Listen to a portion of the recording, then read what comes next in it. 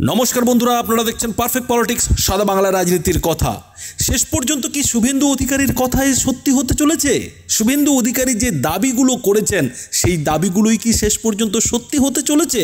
একটু দেরিতে হলেও বঙ্গ বিজেপি কি তাহলে জেগে উঠছে? বঙ্গ বিজেপি কি তাহলে এবার বাঘের মতো ঝাঁপাতে চাইছে? এমনই নানা প্রশ্ন কিন্তু বঙ্গ বিজেপিকে ঘিরে এই মুহূর্তে রাজ্য রাজনীতিতে উঠতে শুরু করেছে। আর সেই সব প্রশ্ন ওঠার পেছনে যে কারণগুলো রয়েছে সেই কারণগুলোর প্রথমটি যেটা হলো সেটা হচ্ছে রাজ্য বিজেপির সভাপতি সুকান্ত মজুমদারের নবান্ন অভিযানের ডাক। এই মুহূর্তে শাসক দল তৃণমূল কিংবা মুখ্যমন্ত্রী মমতা বন্দ্যোপাধ্যায় যেভাবে পার্থ চট্টোপাধ্যায় কিংবা অনুব্রত মণ্ডলের গ্রেফতারির জেরে বিপাকে পড়ে রয়েছেন, যেভাবে কাদায় পড়ে রয়েছেন, ঠিক সেই সময় বঙ্গ বিজেপির তরফ থেকে যে খবরগুলো উঠে আসছে, বঙ্গ বিজেপির মধ্যে যে ফেরবদলগুলো দেখা যাচ্ছে, তাতে কিন্তু অনেক রাজনৈতিক বিশ্লেষক বলছেন যে বঙ্গ বিজেপি হয়তো একটু দেরিতে হলেও এবার ঘুম থেকে জেগে উঠেছে এবং ২১-এর বিধানসভা নির্বাচনের পর বঙ্গ বিজেপির নেতাকর্মীদের মধ্যে যে আত্মবিশ্বাসের অভাব, সেই আত্মবিশ্বাস কোথাও যেন বঙ্গ বিজেপির নেতা কর্মীরা, সমর্থকরা ফিরে পাচ্ছেন। এবং তার উপরই ভরসা করে কিন্তু শেষ পর্যন্ত বঙ্গ বিজেপির প্রধান সুকান্ত মজুমদার আগামী ৭ই সেপ্টেম্বর মুখ্যমন্ত্রীর ইস্তফার দাবিতে নবান্ন অভিযানের ডাক দিয়েছেন, যে ডাককে কিন্তু রাজনৈতিক বিশ্লেষকরা শাসক দল তৃণমূলের জন্য রাতের ঘুম কাড়ার ডাক বলে মনে করছেন। এখন প্রশ্ন যেটা হচ্ছে যে কেন এতদিন পরে সুকান্ত মজুমদার মুখ্যমন্ত্রীর ইস্তফার দাবিতে এই নবান্ন অভিযানের ডাক দিয়ে বসলেন? পার্থ চট্টোপাধ্যায়কে ইডি যখন এসএসসি দুর্নীতি নিয়োগ মামলায় গ্রেফতার করেছিল, যখন পার্থ চট্টোপাধ্যায়ের ঘনিষ্ঠ বান্ধবী অর্পিতা মুখোপাধ্যায়ের বাড়ি থেকে টাকার পাহাড় উদ্ধার হয়েছিল, সেই সময় তো সুকান্ত মজুমদার এই যে নবান্ন অভিযান সেটার ডাক দিতে পারতেন কিংবা মুখ্যমন্ত্রীর ইস্তফা সেটা দাবি করতে পারতেন, কিন্তু তিনি সেটা করেননি।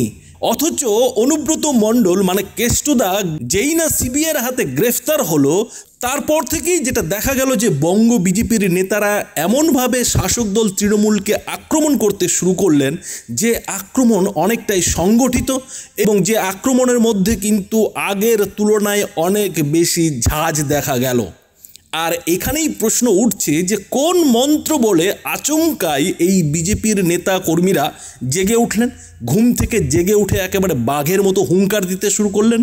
এবং শুধু তাই নয়, মমতা বন্দ্যোপাধ্যায়ের মুখ্যমন্ত্রিত্বের যে কুর্সি, সেই কুর্সি কেড়ে নেওয়ার হুঁশিয়ারি দিতে শুরু করলেন।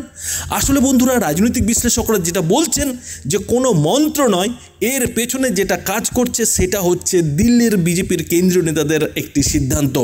আর সেই সিদ্ধান্ত হচ্ছে যে এবার বাংলার পর্যবেক্ষকের দায়িত্ব দেওয়া হয়েছে সুনীল বনসলকে। সেই সুনীল বনসল যিনি কিনা ২০১৪ সালে অমিত শাহের সেনাপতি হিসেবে উত্তরপ্রদেশের ভোটে কাজ করে নরেন্দ্র মোদীকে গুজরাটের মুখ্যমন্ত্রী থেকে প্রধানমন্ত্রীর দৌড়ে এগিয়ে এনেছিলেন, যিনি কিনা ২০১৭ সালে উত্তরপ্রদেশে যোগী আদিত্যনাথের মুখ্যমন্ত্রী হওয়ার রাস্তা খুলে দিয়েছিলেন, হওয়ার রণনীতি তৈরি করেছিলেন। আর সেই সুনীল বনসলকে এবার বাংলার দায়িত্ব দিয়েছেন অমিত শাহ।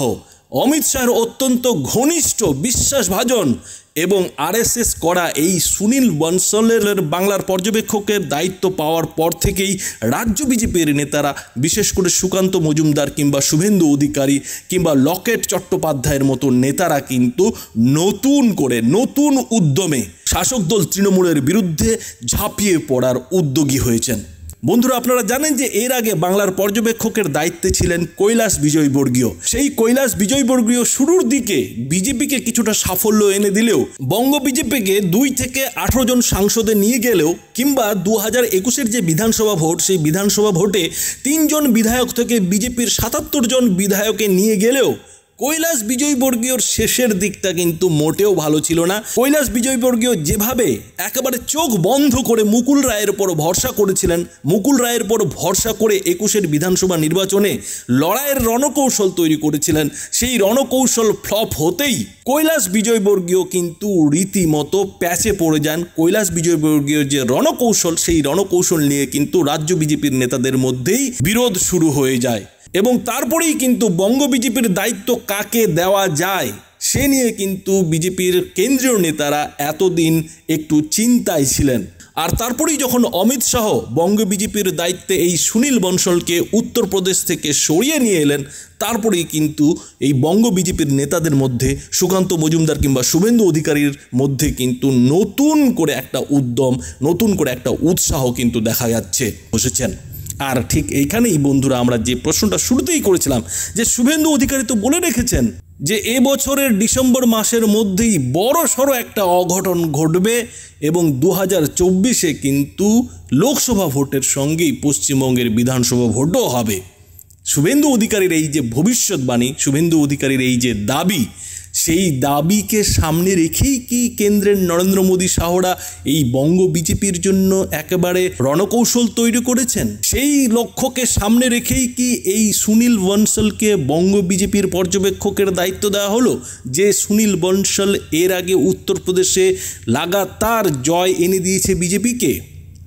এই প্রশ্নগুলো কিন্তু চারদিকের যে ইঙ্গিত, সেই ইঙ্গিতের সঙ্গে মিলিয়ে দেখলে তার কিন্তু সরাসরি এটাই উত্তর পাওয়া যায় যে বঙ্গ বিজেপি কিন্তু এবার মনে যেটা হচ্ছে, রাজনৈতিক বিশ্লেষকরা যেটা বলছেন যে প্রায় ঠিক করেই ফেলেছে যে করেই হোক শাসক দল তৃণমূলকে কিন্তু এই সুযোগ মাটিতে পেরে ফেলার জন্য, ধরাশায়ী করার জন্য, এবং বঙ্গ বিজেপি নেতাদের যে অঙ্গভঙ্গি এবং তার সঙ্গে কেন্দ্রীয় বিজেপি নেতাদের যে সহায়তা, সব মিলে কিন্তু তৃণমূল নেত্রী তথা রাজ্যের মুখ্যমন্ত্রী মমতা বন্দ্যোপাধ্যায়ের জন্য আগামী কয়েক মাস যে একটা ভয়ঙ্কর পরিস্থিতির ইঙ্গিত দিচ্ছে, সেটা কিন্তু বলাই বাহুল্য।